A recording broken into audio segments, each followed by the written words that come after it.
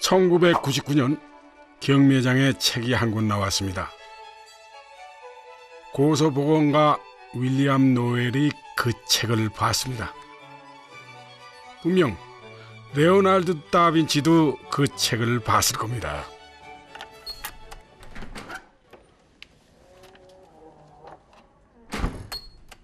Yeah, it was unlike any other book I'd ever seen. It was just in terrible condition, and I couldn't begin to read it.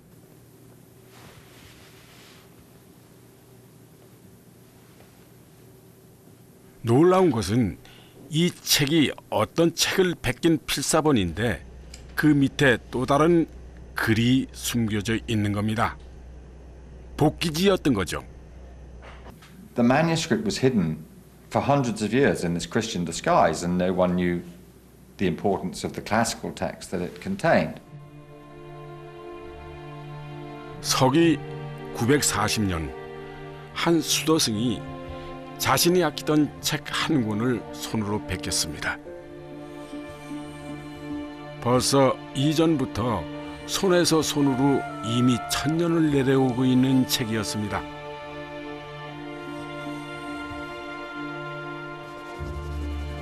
그로부터 300년쯤 지나 한 신부가 이 글자들을 지워버립니다.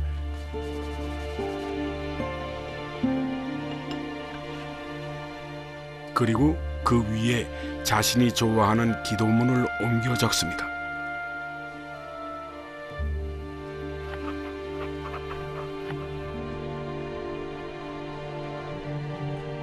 고서 수집가가 이 책을 구매한 가격은 22억 원. 촬영을 위해 특별히 다시 갤러리로 오게 된 원본입니다.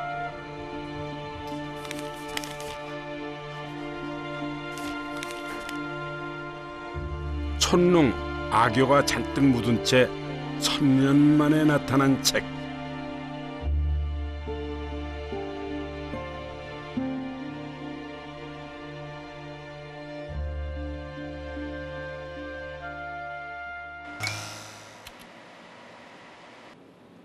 학자들이 읽을 수 있게 되기까지 2년이 걸렸습니다.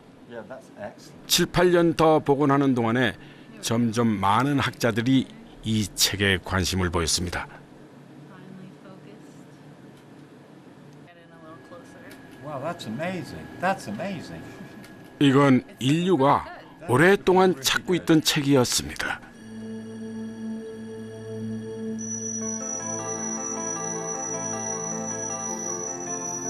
기도문이 덮어버린 글자가 나타났습니다.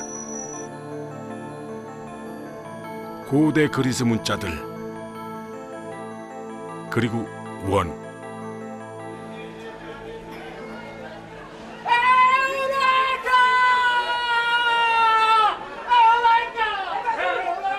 아르키메데스, 논문을 쓴 사람입니다. 아르키메데스는 여기 시칠리아의 시라쿠사에서 태어나 활동했습니다. In particolar modo qui vi volevo mostrare praticamente lo specchio Stora.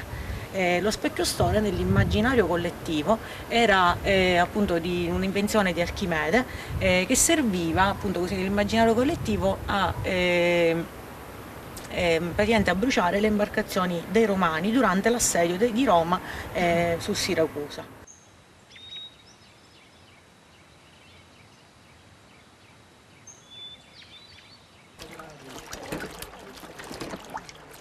이집트 유학 중에 만든 나선식 펌프입니다. 낮은 곳에서 물을 끌어올리는 기구로 농사 지을 때 유용하죠.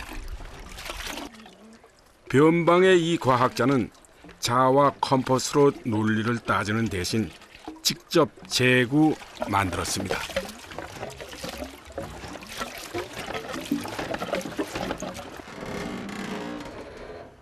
그가 살았던 시대에 시라쿠사는 로마군에게 여러 번 침공을 받았습니다. 작은 시라쿠사가 오래 저항할 수 있었던 건 그가 만든 무기 덕분이었습니다.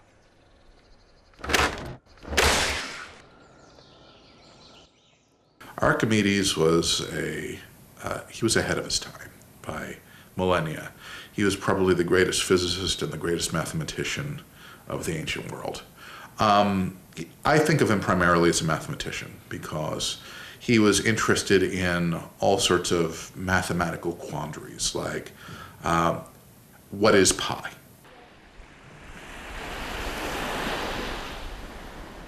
아낙사고라스가 처음 문제를 낸 이후 원종 문제는 여전히 인기가 좋았습니다.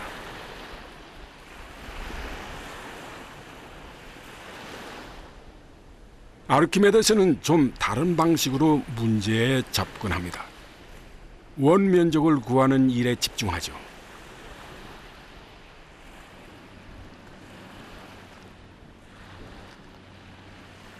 그리스 중심에서 멀리 떨어져서인지 그에겐 자와 컴퍼스에 대한 강박이 없었습니다.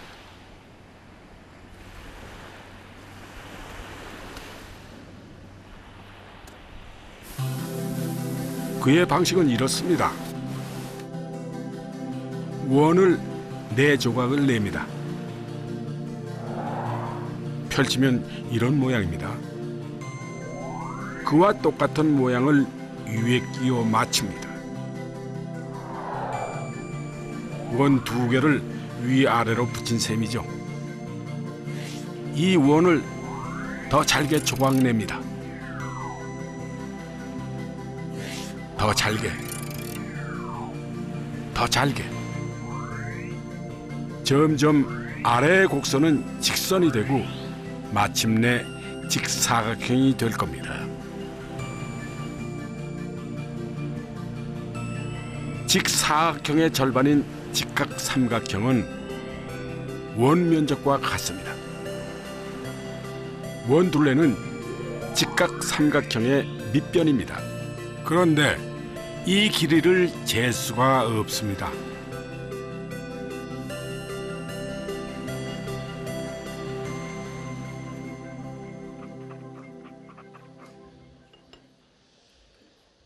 원의 문제를 직각삼각형의 문제로 바꾼 것은 획기적인 아이디어입니다. 그래도 길이는 알 수가 없습니다.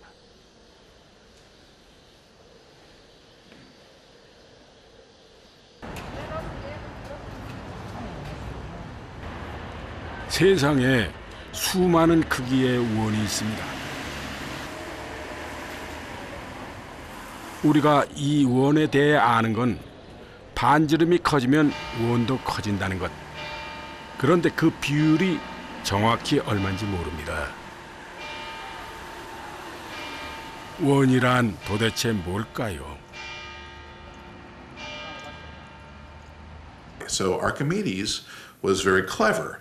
He knew that the Greeks knew how to calculate the areas and circumferences of polygons of various sizes. So Archimedes took a polygon that was smaller than the circle and a polygon that was larger than the circle, and he squeezed the circle between the two.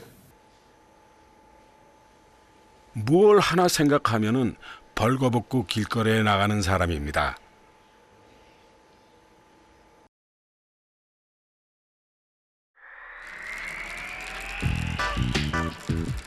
원이 아르키메데스를 잡고 놓지를 않습니다.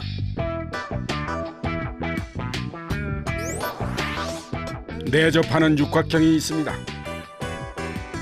지름이 1이라면 육각형 둘레는 3. 외접하는 육각형이 있습니다. 역시 둘레를 구합니다. 둘레는 3.4641.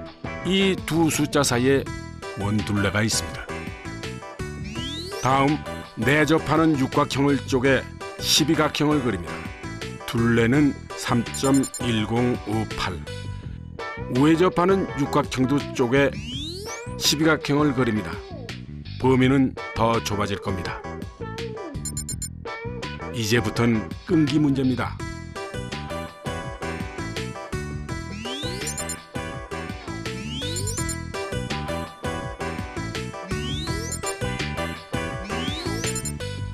각형을 늘릴수록 두 숫자의 간격은 좁아져서 점점 파이 값에 다가가게 됩니다. And if he were able to spend infinite time on this and get those polygons to have infinite sides, he would have gotten the value of pi. Do you remember how many sides? You saw the palimpsest. Do you know how many sides he? Oh, it didn't have it on the palimpsest. Oh, but I think it was 96. Oh, he got wow. That Something like that. that's amazing. I know. So.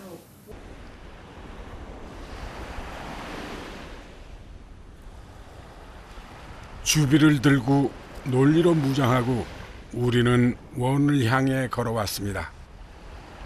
가는 법은 아는데 길이 없었죠. 못 가는 줄 알면서도 계속 걸었습니다.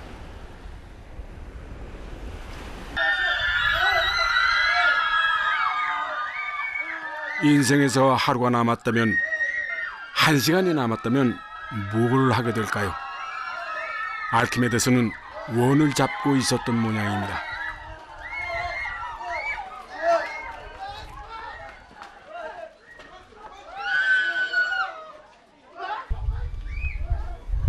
Leva i piedi dal mio cerchio.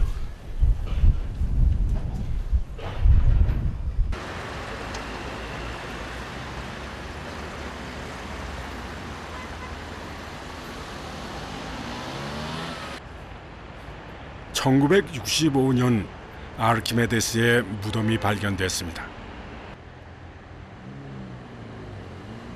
진위 여부를 두고 논란이 많았죠.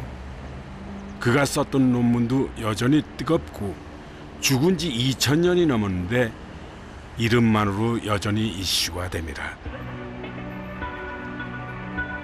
그가 그린 원은 어떻게 됐을까요?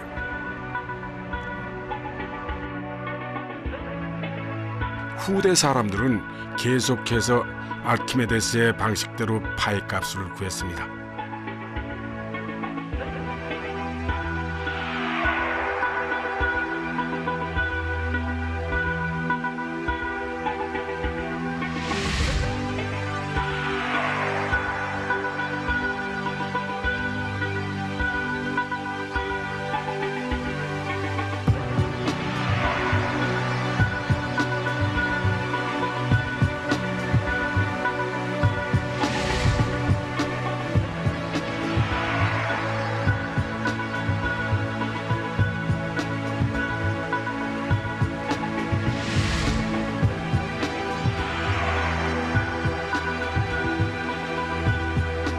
(1882년) 이 행렬은 멈추게 됩니다.